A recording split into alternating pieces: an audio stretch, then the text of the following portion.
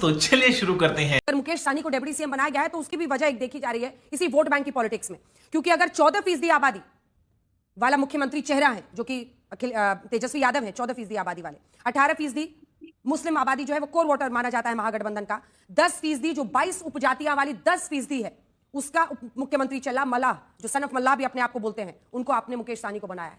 कर्पूरी ठाकुर उनके सम्मान से भी जुड़ा हुआ जननायक है, और ये बोलते हैं बीजेपी वाले कि आप लोग जननायक क्यों बोलते हैं राहुल गांधी को। देखिए अंजना जी, अभी झा जी ने तो क्या है, अपना अपना आईना सामने देखा नहीं तो चेहरा दिखाई देता।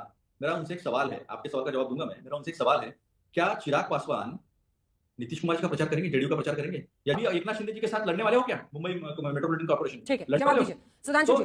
जिनको आप साथी लेते हैं, जिनके जरिए आप ऊपर पहुंचते हैं, उनके साथ वो कह रहे हैं आप वहां पर जब म्युनिसिपल चुनाव होंगे बृहन मुंबई का, तो आप फिर लड़ेंगे क्या साथ में? और दूसरी तरफ वो सवाल बड़ा इंटरेस्टिंग था कि चिराग पासवान क्या जेडीयू के लिए प्रचार करेंगे नीतीश कुमार के लिए, और नीतीश जेडीयू के जो नेता हैं वो क्या प्रचार करेंगे नीतीश बाबू जहां पर चिराग के कैंडिडेट होंगे? देखिए, जो लोग सवाल पूछ रहे हैं, अभी राहुल गांधी जी तेजस्वी जी को सीएम कैंडिडेट के लिए ना करने के लिए तो उपस्थित थे, हां करने के लिए उपस्थित नहीं थे। आप जो सवाल पूछ रहे हैं, हमारे गठबंधन का नेतृत्व नीतीश कुमार जी बिहार में कर रहे हैं और केंद्र में नरेंद्र मोदी जी कर रहे हैं, और वो दोनों जगह प्रचार करने जा रहे हैं। और जहां तक अभी जननायक कर्पूरी ठाकुर जी की बात थी, उनको भारत रत्न दिया और आप कह रहे हैं कि अपनी सुविधा के लिए दिया और फलाने के लिए किया, तो मैं याद दिलाना चाहता हूं महोदय, बाबा साहब अंबेडकर को चुनावी धांधली के द्वारा हराने वाले नारायण कारजोलकर को इंदिरा जी की सरकार ने पद्म भूषण दिया, और बाबा साहब अंबेडकर को कोई पद्म अवार्ड नहीं दिया, वो जाके 1990 में मिला। अब अगर आप आए, आपको लगता है कि अपनी सुविधा और इसकी वजह से दिया, तो मैं पूछना चाहता हूं, हमने तो पीवी नरसिम्हा राव को भी दिया, इसमें कौन सी हमारी सुविधा थी? ये बताइए। प्रणब मुखर्जी जी को दिया, इसमें कौन सी हमारी सुविधा थी? मदन मोहन मालवीय, ये तीन आपकी पार्टी के अध्यक्ष रहे। इसके अलावा जो पद्म अवार्ड दिया है उसमें तरुण गोगोई को दिया है, एससी जमीर को दिया है, सरदार पटेल की सबसे ऊंची मूर्ति लगाई है। यह होती है ईमानदारी से राजनीतिक विरोध को किनारे रखकर सबको देना। और कांग्रेस की सरकार ने कांग्रेस के अपने नेताओं में गांधी परिवार के अलावा किसी को नहीं दिया। नेहरू जी को दिया, इंदिरा जी को दिया, राजीव जी को दिया, गैर, और नेहरू जी और इंदिरा जी ने तो अपनी सरकार को दिया। खैर, अब आते हैं बिहार पे। आप कहते हैं कि बिहार में क्या किया, तो मैं बताना चाहता हूं, हमारी सरकार जब आई तो बिहार की प्रति व्यक्ति आय 6,900 रुपए थी, अब 67,000 करोड़ रुपए है। बिहार का बजट 23,000 करोड़ था, 3,17,000 करोड़ है, जिसमें से आप तकरीबन 30 लाख बांटने का दावा कर चुके हैं।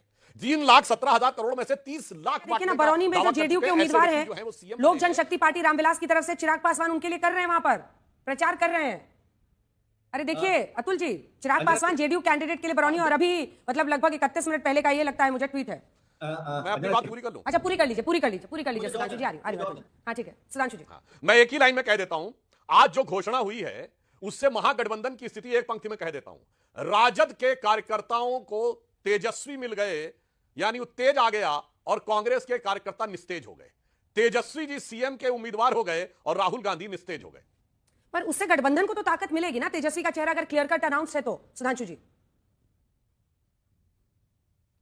इसीलिए तो मैंने आपसे बोला कि जिस गठबंधन में आप सीट ना तय कर पाए, का अपने कैंडिडेट ना तय कर पाए, कौन से कितनी सीट पे लड़ेगा वो ना तय कर पाए, मगर अपना नेतृत्व तय कर लिया, इसका मतलब बहुत साफ है, इस गठबंधन में नेतृत्व की लड़ाई है।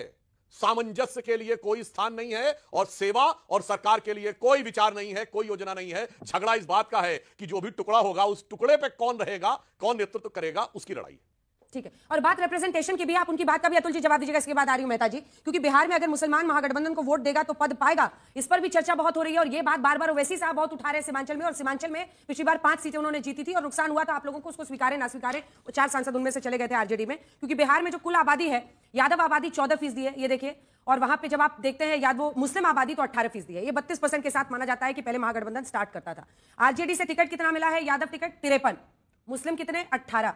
2020 में महागठबंधन को वोट सीएसडीएस बताता है कि 83% यादवों ने दिया था, 76% मुस्लिम मतदाताओं ने दिया था, कुछ ओवैसी साहब ले गए थे। अब्दुल बारी सिद्दीकी को खाली स्टेज पर बिठा देने से मुस्लिम वोट बटेगा, मिल जाएगा या बट सकता है, ये भी आपको देखना होगा। ये क्या था इन्होंने आज के बहस में सबसे पहले बुर्का वर्ड आप ही बोल रहे हैं आज। नहीं, मैंने ये इनकी चाल है, ये इसी पे प्रचार करेंगे। हम लोग प्रचार कर रहे हैं पॉलिसीज पर, हम लोग प्रचार कर रहे हैं। दलों को दिखा दीजिए सुधांशु जी, थोड़ा सा इंतजार कीजिए। और अंजना जी एक बात आप ये भी समझ लीजिए कि घुसपैठिए का प्रचार किसने किया, बुर्का प्रचार किसने कहा, क्योंकि ये इंपोर्ट करते हैं, अमित शाह जी आ जाते हैं, योगी जी आ जाते हैं, और जिस तरह का प्रचार करते हैं, अभी एसआईआर में तो कुछ भी नहीं निकला। तो इसका मतलब द्वेष के आधार पर जो राजनीति खड़ी कर दी गई है वो एक्सपोज भी हो गई और लोगों को समझ में भी आ गई। ये आज की तारीख की सच्चाई है इस देश की। ठीक, जल्दी से अभिषेक झा जी का इस पर रिएक्शन ले लेते हैं, उसके बाद मेहता जी का रिएक्शन लेंगे। अभिषेक जी, वो कह रहे हैं कि सारे नेता आते हैं बीजेपी का घुसपैठियों के बारे में बोलते हैं, आपके नेता तो चुप रहते हैं इस पे। हम इसको राजनीति का मुद्दा नहीं मानते हैं, देशव्यापी समस्या है और वर्षों से चली आ रही समस्या है। सरकारें कई बार बदली हैं और हमें लगता है कि सबकी कलेक्टिव रिस्पॉन्सिबिलिटी है।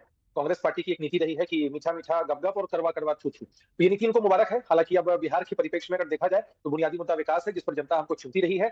गजब के महागठबंधन को गजब की बधाई है कि ये लोग महागठबंधन नहीं बल्कि एक बड़े ठगबंधन के रूप में उभरे हैं, कि एक दूसरे की तारीफ भी करेंगे और एक दूसरे की शिकायत भी करेंगे। हमें लगता है चुनाव के बाद एक शेर है, एक लाइन है जो इन पर बहुत सूट करेगी कि तेरे वादों पर कहां तक मेरा दिल फरेब खाए, तेरे वादे पर कहां तक मेरा दिल फरेब खाए, कोई ऐसा कर बहाना कि मेरी आस टूट जाए। तो इनकी आस बहुत जल्दी टूटने वाली है। नीतीश हमने जी की पिछली बार पार्टी भी जब इस नारा तरह दिया की था। शायरी करती है ना अभिषेक झा जी, मजा ही आ जाता है एकदम।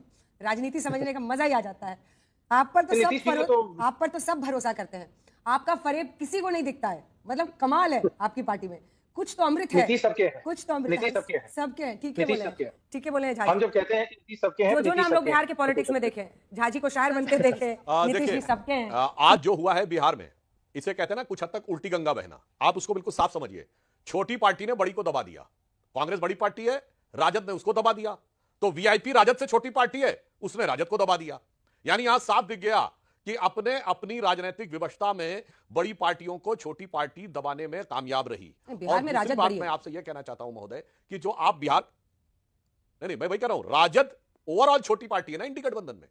और अब आप चलिए, अगर आप ये कहें तो राहुल गांधी तो बड़े नेता है ना, राहुल गांधी बड़े नेता हैं। तेजस्वी से कोई तेजस्वी बोल चुके हैं राहुल पीएम कैंडिडेट होने चाहिए, तो छुटका नेता ने बड़का को दबा दिया और उससे छुटका वाले ने उससे बड़का को दबा दिया। तो हर जगह छुटका बड़का पे भारी पड़ गया। तो इससे बहुत साफ स्पष्ट दिखाई पड़ जाता है कि ये गठबंधन के अंदर ही उल्टी गंगा ज्यादा बह रही है। और अगर हम विकास की बात करें और डेवलपमेंट की बात कहें तो मेहता साहब, पहले 11% थी पलायन की दर जब आपकी सरकार थी, आज वो 2% पे है पलायन की दर।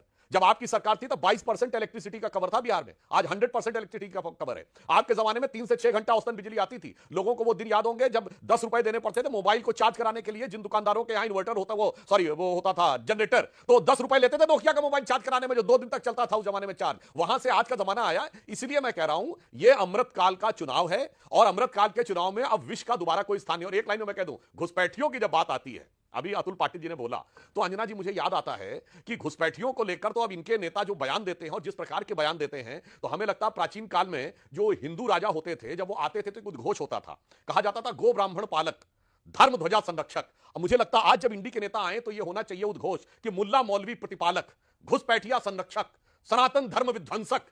इंडी गठबंधन के फला फला साहेबजादे जलवा अफरोज हो रहे हैं तो ज्यादा अच्छा रहेगा, क्योंकि घुसपैठियों को लेकर आपके दिल में क्या है ये पूरे देश को पता है कि उनके साथ ऐसा दिली और जज्बाती रिश्ता है।